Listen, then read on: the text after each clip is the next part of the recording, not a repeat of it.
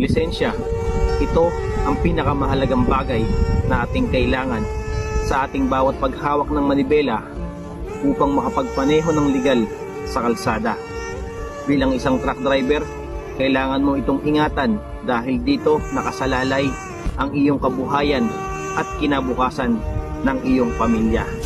Pasensya, yan ang ugali na dapat mong bitbit sa kalsada bago ka humawak ng manibela at makipagdigma dahil darating yung mga punto at mga oras na susubukan ang iyong pasensya, lalo na ng mga taong mapanghusga at mapangmaliit sa kakayahan ng iba.